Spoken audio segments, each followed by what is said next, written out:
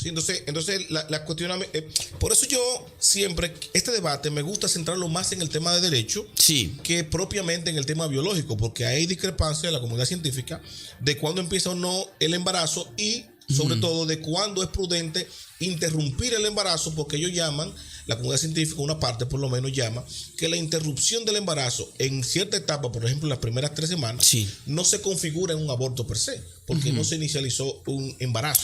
Ahora bien, el hecho de que la mujer, que es su cuerpo al final, queda en estado de embarazo, y aquí entonces viene la diatriba moral en ese sentido, y por eso te hago la pregunta, y es mi inquietud. Viene el tema del dilema moral ante el derecho, de si la mujer tiene o no derecho a tomar la decisión de interrumpir el embarazo. Aquí, por ejemplo, en la República Dominicana se habló por lo menos en las 3 causales. Sí. En las causales, pero yo me iría más allá. O sea, ¿tiene o no la mujer el derecho ante la ley para equipararse con el hombre a decidir en qué momento, dentro de lo que biológicamente no se configure en un aborto de una vida humana, sino una interrupción que bien ha podido pasar, como tú lo señalas, de manera espontánea o cuando no se concretiza el embarazo? Pasa que el aborto no equipararía a la mujer frente al hombre con la ley. Yo no estoy de acuerdo con eso. Es decir, el aborto le daría un privilegio a la mujer de incluso, no solamente de disponer de la vida de otro ser humano, que ya existe, que ya se desarrolla, y por si alguna duda faltara, los proyectos de legalización de aborto nunca son por 2 o 3 semanas, el mínimo suelen ser 12 semanas y de ahí para adelante. Es decir, está bien, yo entiendo el argumento de la anidación, pero las leyes de aborto no van sobre la anidación. Las leyes de aborto suelen ser un mínimo de 12 semanas y hay otras legislaciones que empiezan con 14 semanas, como en el caso de Argentina, donde eso no solamente se anidó, sino que ya está en una etapa bastante avanzada de su desarrollo. Ahora, no solamente se le daría un diferencial legal a la mujer en detrimento, por ejemplo, de la continuidad de la vida de su hijo, sino en detrimento, por ejemplo, de la decisión que pueda tener el padre de esa criatura.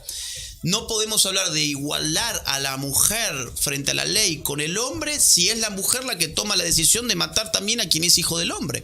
No, pero ahí yo tengo la diferencia, porque es la mujer que está embarazada, no es el hombre.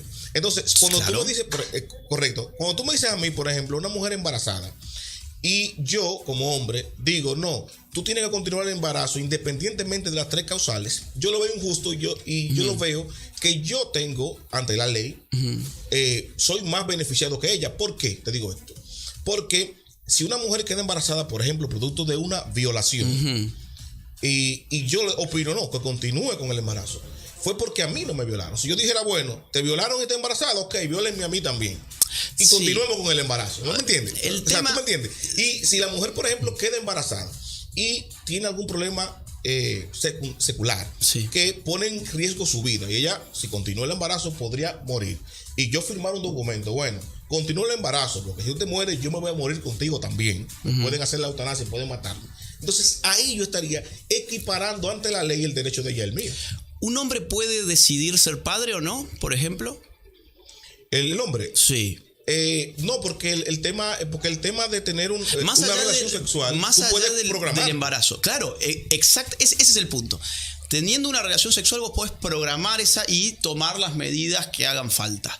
Ahora, supongamos que el hombre se le rompió el profiláctico y terminó embarazando a su pareja circunstancial con la cual no tenía un proyecto de vida. ¿Ese hombre puede decidir ser padre o no ser padre? No, el hombre queda como padre de esa criatura, incluso legalmente tiene que dar fruto de su trabajo para mantener a ese nuevo ser humano. Entonces, no me parece a mí que, digamos, darle la posibilidad a la mujer de terminar con la vida de su hijo venga a equilibrar una cuestión de derechos.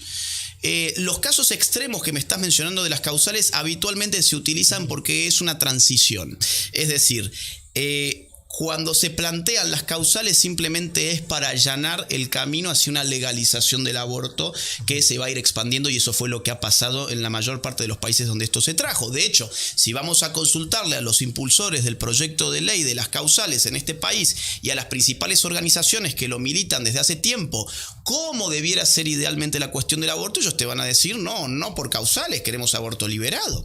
Entonces, es una estrategia lo de las causales. Yo no creo, insisto, que el aborto vaya a equiparar un desequilibrio legal que en verdad no existe, porque el hombre no puede elegir su paternidad en ni una situación normal donde la ha buscado, ni en una situación donde no la ha buscado, pero esa paternidad ha llegado y legalmente se tiene que hacer cargo. No, mira cómo yo lo Mario, veo aquí. Tu comentario final ya, porque si deja que Agustín te responda, nos van a dar las 7. Sí, está bien, mira. Cierra. Sí. No, yo te digo, con ese tema, con el tema de la igualdad en el derecho, es que si nosotros nos basamos en el criterio de salvaguardar la vida y el embarazo, pese a la decisión que pueda tener una persona, sea o no responsable, yo lo que veo es que las personas que podrían decidir anidarse en alguna de las causales para interrumpir el embarazo, y las personas que opinan que no, que el embarazo debe continuar independientemente de, se le está imponiendo el criterio de un grupo a otro. Porque si tú en derecho, en legalidad, le permites a la mujer embarazada tomar la decisión de su cuerpo en alguna de las causales, y independientemente del debate, si las 12 semanas, si las 14, si las primeras 3, las personas que no están de acuerdo con eso podrían tomar la decisión de continuar independientemente. Entonces estamos hablando aquí, como yo lo veo, desde un punto de vista del derecho. Por eso que tú ves que en otros países, por ejemplo como Estados Unidos, esa discusión fue del siglo pasado y ya pasó. Inclusive ya fueron tan radicales como tú dices, que a ese extremo yo no me iría de aprobar el aborto per se, punto. Es que yo creo que naturalmente te va a llevar a ese extremo porque has cambiado tu criterio antropológico. Y no hay derecho sin una antropología. Yo, para elaborar derecho, tengo que preguntarme primero quién es el hombre. ¿Qué es el hombre? Si yo digo el hombre, el ser humano, cuando hablo de hombre, entiéndase, ¿no? Estoy hablando de ser humano, estoy hablando en términos generales.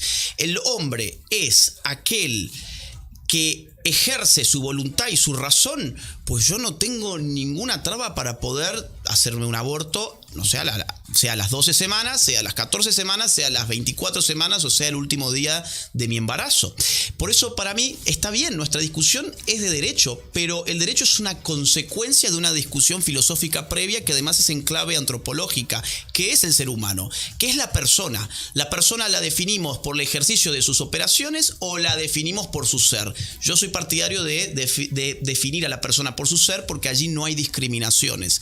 Cuando definimos a las personas por sus operaciones, terminamos teniendo siempre seres humanos de primera y seres humanos de segunda.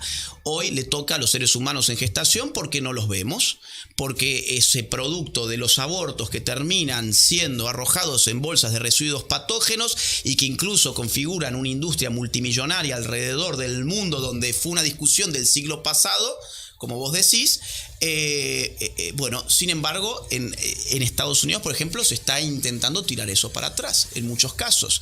Tenemos el caso ahora de Texas, por ejemplo.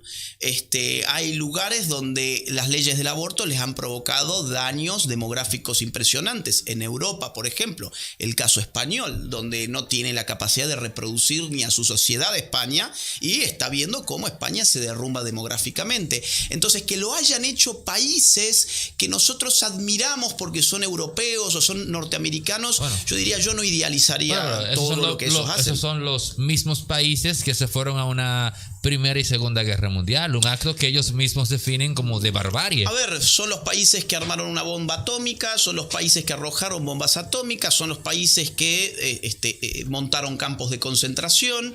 Yo entiendo que nosotros admiremos a Estados Unidos. No, pero mira, de repente ese modelo que dices se convierte en nuestro estándar, porque este tema de las vacunaciones obligatorias y de la tarjeta es propio de la Alemania nazi. Recuerden que Estados Unidos también están la mayoría parte de los premios Nobel de Química, de descubrimiento científico y de desarrollo. Inclusive, estadísticas señalan que la aprobación del aborto incidió en la disminución de la violencia y de la criminalidad en Estados Unidos. Los estados donde se estudió, supuestamente, el excelente gestión policial, por ejemplo, de Nueva York y en Boston, incidió en la disminución de la criminalidad, se dio cuenta al final que no fue por la gestión policial, sino por el desarrollo de una sociedad donde la mujer podía programarse en virtud al derecho que tiene de gestionar su cuerpo, de cuándo empezar a hacer una familia. Coincido en todo menos en lo último.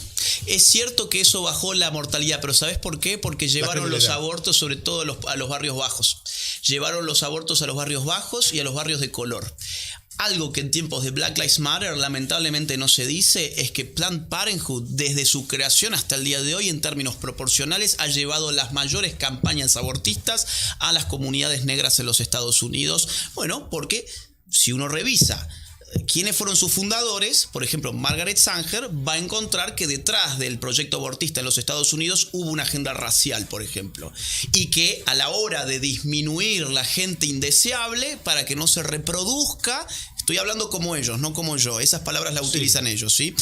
La gente indeseable, como ellos las calificaban, necesitan impulsar este tipo de agenda. ¿Sabes quién se dio cuenta de esto también en Estados Unidos? Año 74, en diciembre del 74, Henry Kissinger. Henry Kissinger elabora un informe llamado Memo 200, el Memorándum 200, donde le pide al presidente Nixon que impulse agendas de control de natalidad que incluyan abortos en los países del tercer mundo, porque eso es una buena política demográfica, económica y sobre todo de seguridad nacional. Para mí es una atrocidad querer realmente, digamos, montar una política de seguridad en base a hacer abortar a los pobres o a los barrios marginales, tratar de superar los escollos económicos con abortos. Eso es lo que se ha hecho Argentina. Argentina, por ejemplo, cuando no se legalizó el aborto en el 2018, recibió $200 millones del BID para campañas en ese sentido. ¿Por qué había tanta presión internacional sobre Argentina y por qué a la izquierda le interesaba, la izquierda en el poder, le interesaba tanto el aborto en Argentina? Por sus compromisos internacionales, que es que, bueno, oigan, ¿qué hacemos? Tenemos subsidios por todos lados, tenemos además familias pobres que tienen 5, 6, 7 hijos, mientras las familias de clase altas, con suerte si tienen uno. Este modelo va a explotar en 1000 pedazos. Ahora, en vez de replantear el modelo, me dicen, no, bueno, que los pobres dejen de tener tantos hijos, acá tienen píldoras abortivas para todos, mientras tanto se siguen muriendo de hambre. Sí, te puede bajar la mortalidad, te puede bajar la inseguridad. O te puede bajar, incluso puede plantearse como una política económica. Eso lo planteó, ¿sabes qué? El Banco Mundial en el año 67, cuando Robert McNamara asumió las políticas de control natal como políticas económicas, se plantearon por el Banco Mundial. Bueno, para mí esas no son las salidas, es la postura que tengo. Yo prefiero apostar a la dignidad de la vida humana como tal.